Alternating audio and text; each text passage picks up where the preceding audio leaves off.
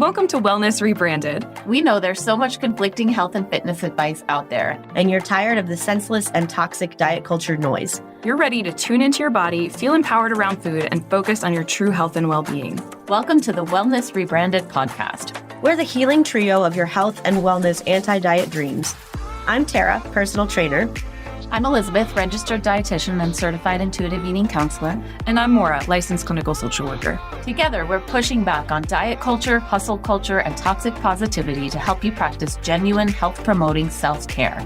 So grab your water bottle, forget the rules, and let's start rebranding your wellness journey. Welcome back to another episode of Wellness Rebranded. I'm Tara, and today we are talking about your New Year's resolutions and what to do if you have not been as successful with them as you would have liked to have been. Maura, why don't you kick us off? Yeah, I was thinking since we're a few weeks into the year, maybe by now people might be noticing that they're struggling with some of the goals they may have set for themselves this year. You know, a few weeks ago we did some episodes on goal setting. That's right.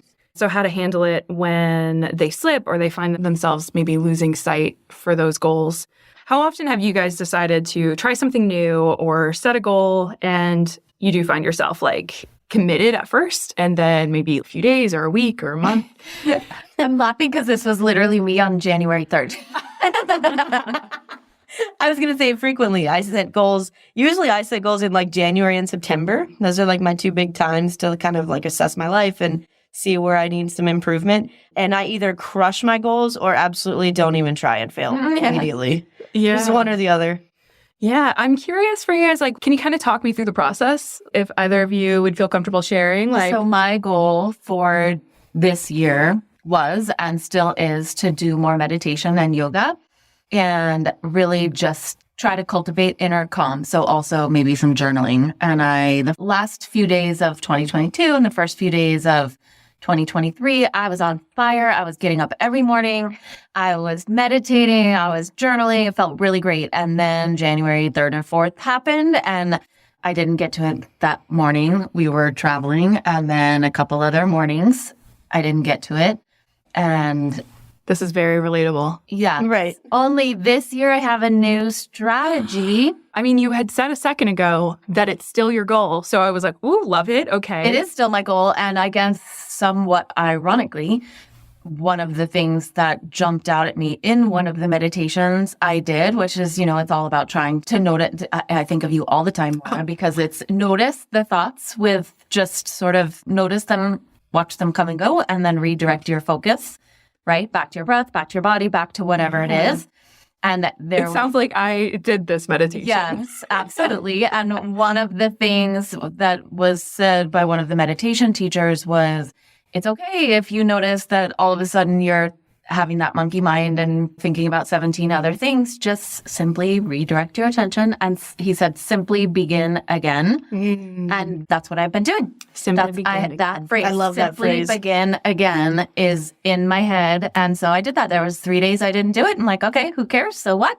It's a new day. I'm simply going to begin again. And that's what I've done. And I'm just doing it over and over. I am so freaking excited to hear this. I love hearing this so much. She's like vibrating. You guys can like feel my energy. Yeah. Oh man, because this is exactly what the idea is. It's so human and so normal for us to have life happen. And so we aren't 100% consistent. And the fact that rather than getting totally hooked by some of the thoughts that might have shown up for you, I know for me, sometimes those thoughts are like, here we go again. Can't ever stick to anything. Look at that. I don't know what they were for you. Maybe they were similar.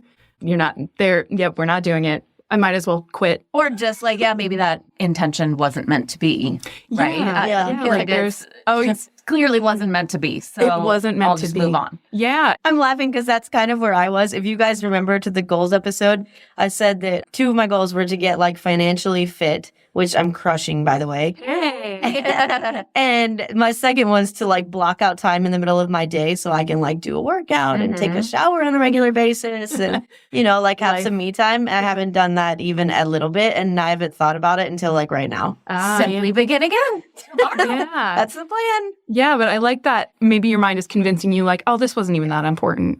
We didn't even Or really it wasn't want to. attainable to begin It wasn't Right. attainable. I can't do this. I can't sustain it. And if you were to have bought into that thought, like if you hadn't just noticed it as a thought and then chose to simply begin again, you would have listened to it, right? Like, yep, no, that's true. It's just not. Yeah, my it's mornings not are too busy. meant to be. Yeah, I love that you did that. There's actually like research to support too that when we are trying to do something new and something stressful happens, we go back to old behaviors. So you were describing that. I know it's such a like an obvious thing that of course we've researched to make sure like that's true, right? It is. Yeah. We all have a lived experience. Yeah. We've all experienced that like I'm trying to do something new and then life happens and then all of a sudden I can't do it. And it sounds like that was kind of what happened for you. Like life happened and we can't really unlearn anything. So old ways of handling something is always going to show back up, especially when life happens, when there's something stressful or something new. It makes sense that when we're trying to cultivate these new behaviors, these new patterns of behaviors, really, we kind of give up and go back. So I think that not only is that a part of being human, it's also a really normal part of getting that change to happen. I like to think of a hiking metaphor because I love hiking. I do too. Honestly, I was thinking of you guys, and I know, Elizabeth, you've gone on a few hikes this year. Like, I've seen, like, some photos, and they're amazing. So I was thinking of you, and I was Zion. Such a... Like, love it there. So I was thinking about when you're hiking a mountain, like a mountainous area, there are times during a hike where there's a lot of switchbacks. There's times where you're literally going back and forth, right? You're literally walking back and forth. Your goal is to climb the mountain, but there are times when you haven't reached the top yet, but all of a sudden it's like, why am I going down? Yeah. And if I were to ask you like how you're doing on this goal to get to the top, based on your current experience in this very moment, you might be like, yeah, I'm going down. Like I'm going downhill or I'm going back and forth. I'm just stuck in this loop. Yeah. But if someone were watching, let's say from a mountain across the valley, they have binoculars and they're kind of tracking your progress, they would have a totally different and probably a more consistent view of how well you're doing. Progress, yeah. Yeah. I love that metaphor. I do too. In intuitive eating, Elise Resch calls it a spiral of healing. So as you're healing your relationship with food in your body, imagine a spiral that loops back down around itself as it goes up, right? And as it spirals back down, that doesn't mean you're failing. It's just part of the healing. It's like reintegrating the healing and the learning and the growing to then go around the next loop. Yeah. It's such like a beautiful metaphor for that because it doesn't always feel like progress sometimes. But if you step back, like walking up switchbacks would seem really frustrating. You know, like it would definitely be like, let's just go straight up the mountain. Why are we doing back and forth? But it's so much harder and more dangerous to just go straight up, if not impossible. And I mean, sticking with this metaphor, I hadn't even considered this part of it, but how many times have we tried to do that, right? Like I have tried to cut the switchbacks, go straight up the mountain, not actually because I like to respect the trail. I want to just say that I love nature. I don't want to... But metaphorically, I will go all or nothing, right? Like hard into this. Sorry. I love that you paused to make sure everyone knows that you respect nature. Listen, it is a value of mine. I want everyone to know it's not okay to do that. Leave no trace. Leave no trace, yes. Pack in, pack out, all the stuff. So on board. And I too love the metaphor. And also, who hasn't tried to take a shortcut? Right? Oh my gosh. So many times. Metaphorically. I know. Metaphorically only. No, poor creatures. Don't listen to this. I'm not meaning this literally. So kind of what often happens is we start to make changes. We slip because it's a normal part. And what can happen is we become fused with those thoughts. Like we buy into those thoughts that we were talking about. It becomes proof, right? The slip becomes proof that maybe I couldn't do it, or maybe it wasn't meant to be, or maybe now it's not the right time, or... Yeah. You had doubts and now this just confirmed it.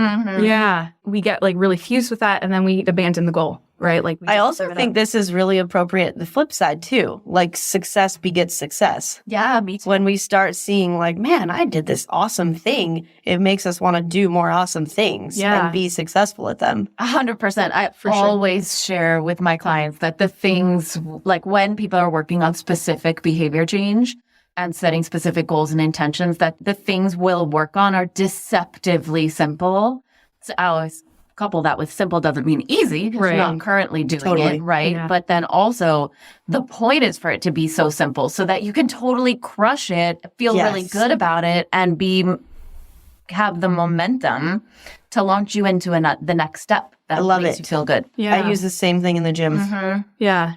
It's funny. I have found myself that sometimes when I have a success, I have like this weird thing that happens where it's like, well, now I'm going to screw it all up. Oh, interesting. Yeah. Oh, yeah. Yeah. Like I'll have this idea in my mind of like, well, this is my pattern. I do really well at first. I meet these goals and then I screw it all up. And if I'm buying into that thought when life does happen and I do slip after meeting a goal, then You're I'm like, well, expecting it. here it is. Knew it. And then I abandon it again. So it's funny how like this can happen even far into the process that we give it all up. But I do agree that often like that success, like it is a reward and it's like reinforcer of the behavior that we're trying to cultivate. It's funny though what our minds can do. Yes. So, I have to ask, how do you coach yourself through that when that happens for you? Well, it's so funny because it's so similar to your experience. So Yeah. the idea instead is really noticing those thoughts as thoughts. And we've talked before on some ways to kind of unhook from those or like to help ourselves not buy into them. And a lot of it does involve kind of what you're describing of noticing it as a thought and choosing to be here and be present. And the idea is recommitting to that purpose. And I kind of like that you specifically talked about like, well, maybe this wasn't meant to be, or maybe this actually isn't that important to me right now in my life. Because I think it's also always helpful to reconnect to the reason why you wanted that goal to begin with. Reconnecting to the values that drove you to set that goal to begin with. Yeah. And Finding your why. Yeah. Reminding yourself of your why. yeah, it kind of helps keep your focus on like what's really important to you. Finding your why makes me think of another metaphor. You are like the metaphor queen. I love metaphors. So for a long time, I had a motorcycle. I don't anymore. What? See? Yeah. And there was actually like a period of time that it was my only vehicle. It's a long story. So I was riding it a lot. And something you learn like early on is when you're riding, and this is like good for driving too, or riding a bike, but it's really important with riding a motorcycle because how you turn and how you steer, a lot of it has to do with like how you're shifting your weight and like all this like subtle body movements that we don't really consciously think about. Yeah. And a big tip is often look at where you're going, which sounds very obvious. But Right. as you're riding a bike on like a really like fast, scary curve, and by fast, it could be 20 miles an hour. That feels fast. Yeah, for sure. Yeah. And while you're supposed to be looking at like along the curve on the road, what our minds often want to do is look at the thing that's scary, right? Like look at that line of trees. Yeah. I want to look at the barrier that I'm going to crash It's into. right here. Yeah. So, and if we do that, then we do actually shift our body weight subconsciously toward the thing that we want to go away from. That's terrifying. Yeah. So keeping your eyes on the road is really important and can be really hard sometimes. So I like to kind of ask in this situation, what would help you keep your eyes on the road? What would help bring you back to what's important to you? What can bring your focus back to what you're going toward? I think this is why a lot of people do like vision boards. A client of mine texted me today that she's having like a vision board party tomorrow. And I went to one like 5 years ago. And I noticed that it took me like forever to get all the goals. And on the vision board, I had like a house and I had a better job. And I had a picture of somebody like deadlifting in stiletto heels, which I'm not even sure what that means, but it looked cool. You made this board when you were 17 and went to the gym for the first time. Yeah. We all heard that story. You remember that story. And I had like a baby on the board and I didn't really actively go like, okay, these are my goals. I'm going to work towards them. But as I just looked at my life over the next like 2 years, I was like, dang, I got everything on that board. Yeah. Except for deadlifting and heels. I've since learned that's not ideal. Not ideal. Your heels will just snap right off. I like that you're saying like you didn't make it for the goals necessarily, but like maybe it was like the qualities of like how you felt when you were connecting with those things. Yep. Which, I think vision boards can be really helpful at that, at helping us like focus on the road rather than the barriers. And the barriers are those thoughts, right? Like those thoughts of, no, you've done this before, it didn't work. You've already tried this. This is how it always goes. So yeah, that's there. we can allow it to be there. I'm not going to pretend that there isn't a barrier or a curve or a row of trees that I'm going to crash into if I look at. Yeah. But I can allow that and notice it and choose to shift my attention toward the road, toward my vision. I actually see this at the gym sometimes with fail videos. So my husband's hobby is finding videos where people fail at something and sending them to me because he knows it makes me super like uncomfortable and queasy to watch people like, wrecking their bike or whatever. That makes me really uncomfortable too, just thinking about it. And I decided a long time ago, I refuse to watch the ones that happen in a gym because it makes me anxious at work. Like you see people deadlift and then pass out or have the leg press squish them or whatever. I don't enjoy this type of video for the most part, but he thinks they're hilarious and he likes watching my reaction to it. But I see this with like clients that have seen videos like that are much more nervous to do those activities. Whereas the clients that watch like professional weightlifters or, people who really know what they're doing, do like an amazing feat of something in the gym, they're much more likely to be like, oh, I can do this. It gives them like some self-efficacy by seeing other people's success or failures. This is reminding me of something that might be a little bit far from the point, but it's kind of reminding me of like power poses. Have you guys heard about this? Yeah. I really love that there is actual research to support this too, right? Can you explain this for everybody in case they don't know? So power posing is kind of what it sounds like. You pose in a power position. So imagine a superhero. How would they stand? I think Wonder Woman. Yeah. Wonder Woman. Yeah. Probably it's going to be a very excellent posture. I like to imagine hands on my hips. I like to imagine a cape waving behind me, flowing back there. I'm looking over my city that I protect. It's a superhero mindset almost. I'm really picturing that being a superhero. Just that pose can really do a lot for the behaviors that we have.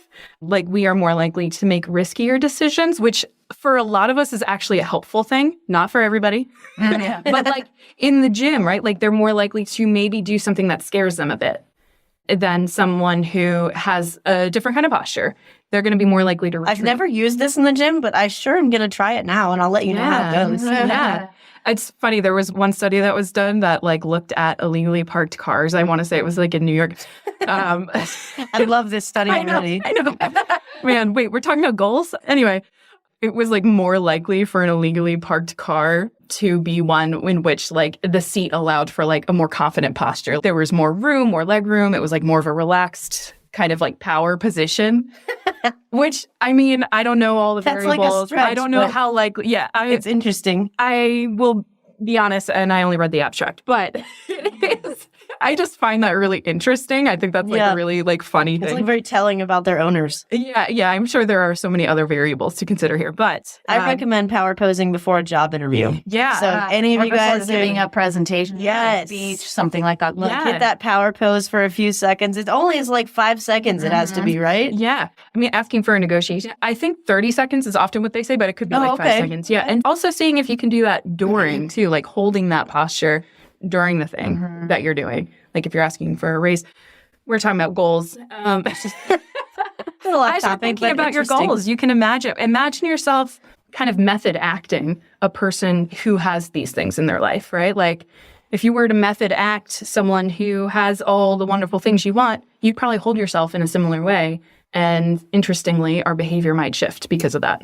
Yeah, it's similar to that James Clear advice from Atomic Habits of if your goal is to read more, call yourself a reader. Yes. Right? Or if call yourself an exerciser. Yeah. The more identify as the thing you're trying to be, you're more likely to achieve it. We use this in fitness all the time. Think about who has the lifestyle of doing that thing that you want to do, whether it's kayaking or stand-up paddleboarding or running or whatever, and then act like you already are that and call yourself that and kind of embrace it, and you're much more likely to actually achieve. Yeah, I love it. I'm thinking as we wrap it up, I'm kind of thinking again about diet culture because we always like to kind of talk about how we're changing or rebranding wellness. And it's interesting how so many helpful things diet culture does co-opt. And I think this is definitely one of them. Yeah. So I think it's important, as we're doing this, to really connect with what is important to us. Yeah. Right? Values. Not what's important to other people. Not what are you supposed to do? Right. Yeah. How can I be like Been that told person? to do Yeah. what matters to you. Yeah. When you set that goal, where were you? Come back to that person. Love it. Simply begin again. Simply begin again. Our next episode. I love that phrase. Thanks for joining us for this episode of Wellness Rebranded. If you found this helpful, please take a moment to leave us a review and share it with your friends. If you'd like to learn more about me, Maura, you can find me at my website, mauratunny.com. If you want to connect with Tara, find her on Instagram at Tara De Leon Fitness. To connect with Elizabeth, visit her at elizabethharrisnutrition.com. And while you're there, follow the link to join her health and healing with intuitive eating community on Facebook.